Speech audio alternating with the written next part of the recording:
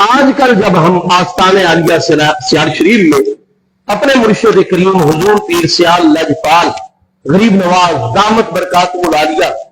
حضور سیدی و مولائی میرے مرشد کریم اور میرے مرشد کریم کے فرزند ارجمند حضور سیدی خواجہ خواجگان علامہ حافظ خواجہ محمد ضیاء الحق صاحب غریب نواز زیب سجادہ عالیہ آستان عالیہ سیال شریف ہم عمومی طور پر درخواست کرتے ہیں پہلی مرتبہ بیعت کرنے کی، لیکن ہماری بیعت کون سی ہوتی ہے؟ ہماری بیعت آج کل عموماً بیعت برکت ہوا کرتی ہے، کیونکہ ہم سال بعد حاضری دیتے ہیں، 6 مہینے بعد یا ہر جمعے بھی، لیکن ہم آپ سے کوئی درس نہیں حاصل کرتے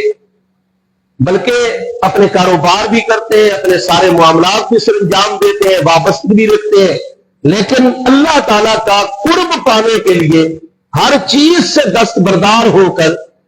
منازل سلوک جو ہے وہ ہم طے کرنے کے لیے نہیں بیٹھتے۔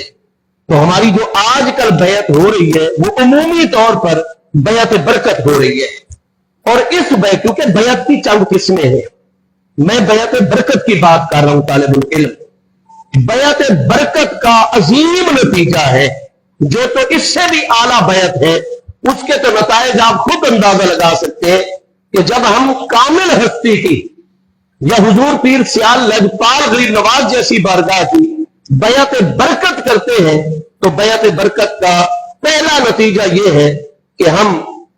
حضور پیر سیال لجپال غریب نواز کے ذریعے سے اپنے مشائخ چشتیہ رضوان اللہ تعالی علیہ اجمعین کے فیض و برکت سے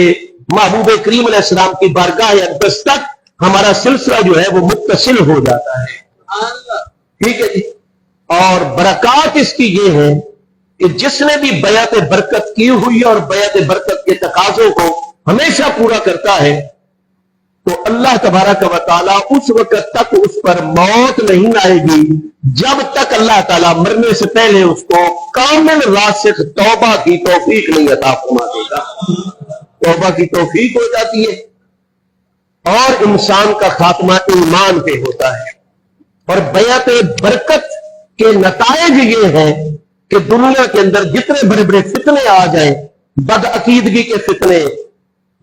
بد فکری کے فتنے، مال و دولت کے فتنے، الغرض جس طرح کے بھی فتنے آ جائیں، بیعت برکت کا نتیجہ ہوتا ہے کہ انسان فتنوں سے محفوظ رہتا ہے،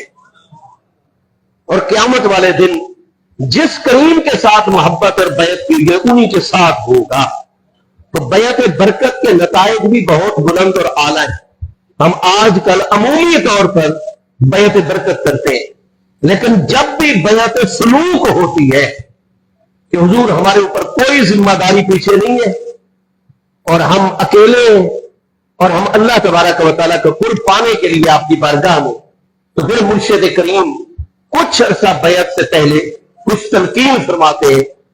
ان چیزوں کی پابندی دیکھتے ہیں۔ ہمارے سلسلہ عالیہ اولیاء چشتیہ کے اندر 4 چیزوں کی پہلے بیعت سلوک کرنے والوں سے پابندی کروائی جاتی ہے۔ سب سے پہلی چیز اس میں ہوتی ہے قلت کلام، کہ کلام تھوڑا کرنا ہے۔ ہم ہر وقت ہی بولتے رہتے ہیں، ہر وقت ہی بولتے رہتے ہیں، تو اللہ تبارک و تعالیٰ کا قرب نہیں ملتا مسلسل باتیں کرنے سے۔ ہمارے مشائخ چشتیہ رضوان اللہ تعالیٰ علیہ تلقین فرماتے ہیں کہ جس نے قرب ربانی اپنے شیخ کریم کی زیر نگرانی حاصل کرنا ہے تو پھر پہلا کام یہ کرے کہ جناب قلت کلام سے کام لے، باتیں تھوڑی کیا کرے، اپنی زبان کو، اپنے ہونٹ اور منہ کو بند رکھا کرے، قلت کلام۔ اور دوسری چیز ہوتی ہے قلت طعام،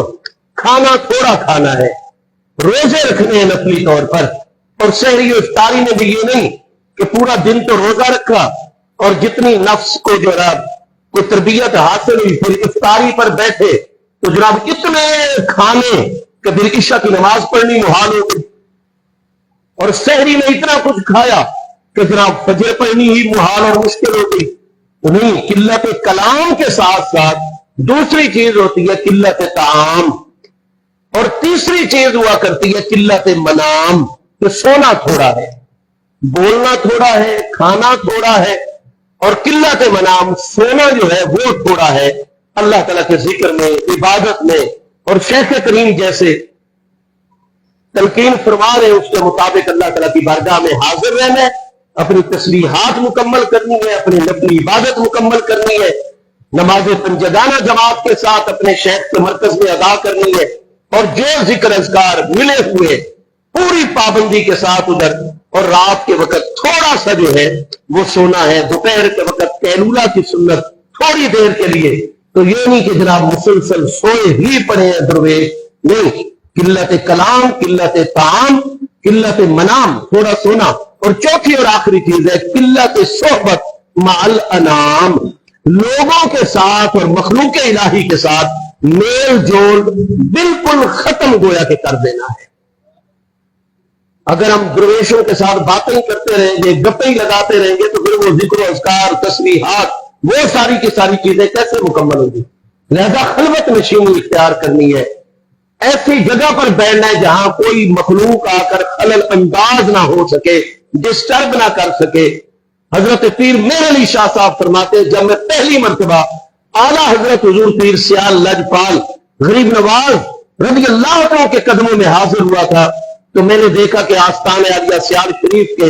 आपका मुबारक मरकज, जहां आपका मुसल्ला मुबारक है, आप यहां जलवागर है, इधर उधर सारे जनाब दरख्त है, बागात है, दीगर जो है दरख्त मौजूद है। फरमाया हर दरख्त के नीचे मुसल्ला भी मौजूद है, वुजू का लोटा भी मौजूद है, कूजा भी, और साथ साथ मुसल्ले पर एक सूफी और सालिक भी मौजूद है जो तन्हाई में बैठकर मनाजिल सलूक तय कर रहा है, और इस जगह मरकज में जलवागर होकर हुजूर पीर सियाल सब पर तवज्जो हाथ फरमा रहे और सबको कुर्बे रब्बानी की मनाजिल तय करवा रहे हैं। तो अलगरज जब ये चार चीजों की पाबंदी एक सालिक कर लेता है, कम अज कम इस पर एक 40 दिन इस पर पूरी पाबंदी और इस्तेकामत, फिर बातिन के अंदर नूर पैदा हो जाता है, और फिर मुर्शिद करीम जो फरमाता है उस बात की समझ आने लग जाती है, और मुर्शिद करीम के दिल मुबारक और इस सालिक के दिल के अंदर राबता हो जाता है, और हिजाबात हट जाते हैं, और शेख करीम से एक मुआनसत और उन्स का सिलसिला जो है वो कायम हो जाता है। और शेख करीम फिर जुबान से कुछ ना कह रहा हो तो फिर भी आंचे अज दिल बर दिल रेजद, शेख के दिल पर जो तजल्ली आती है वो इस सालिक के दिल पर भी मुतवज्जे हो रही होती है, और फिर दिल से दिल हम कलाम हो जाया करता है। तो कम अज कम 40 दिन जो है इसकी फिर होती है बैअत सलूक।